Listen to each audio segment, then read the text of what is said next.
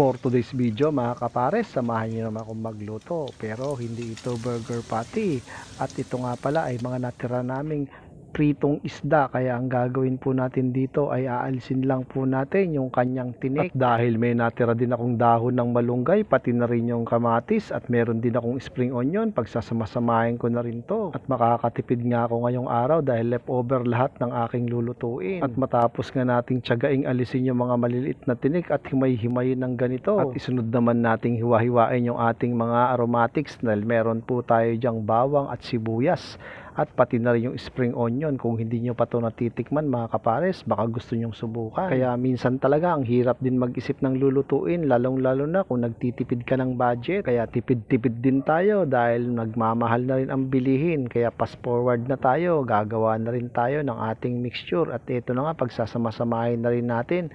At sinamahan ko nga rin pala yan ng isang itlog. At sa malinis na bowl ay dito ko na nga ilalagay yung ating hinimay-himay na pritong isda. At paghahalu-haluin lang natin dito yung ating tinadtad na bawang, pati na rin yung ating sibuyas. At ilalagay ko na rin dyan yung dahon ng sibuyas, pati na rin yung kamatis. Tinanggalan ko nga lang pala yan ang buto.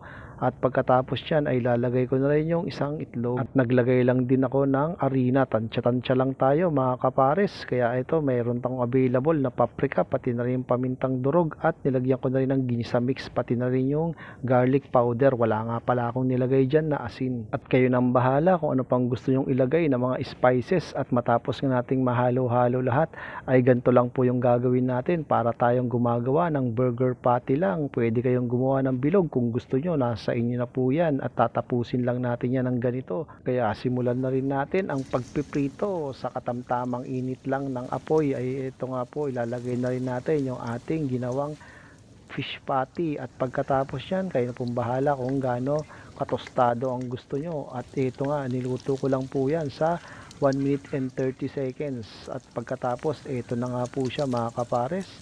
Pwede nang alisin. At hindi pa tayo tapos dyan mga kapares, dahil gagawa naman tayo ng sauce. Kaya naggisa na nga rin tayo sa mantika ng luya, pati na rin yung ating bawang. At halu-haluin lang natin yan hanggang lumabas yung kanyang aroma, dahil may ilalagay pa tayo dyang kokomama. At pagkatapos nagdagdag rin tayo ng pampalasa nating patis. Kayo na pong bahala kung anong gusto nyong ilagay. At ito na nga po, nilagay ko na yung ating fish patty, at pakukuluin ko lang yan ng bahagya. At dito ko naman ilalagay yung ating siling haba. At pagkatapos sunod ko na rin yung ating dahon ng malunggay. At napakabilis nga lang nitong maluto mga kapares, kaya isang kulo na lang. At ito na, luto na ang ating pananghalian mga kapares. Kaya ano pong hinihintay nyo, mangantay yun. Aluto na tayo mga kapares, subukan nyo rin. Yan. Oh. Siyempre. Oh.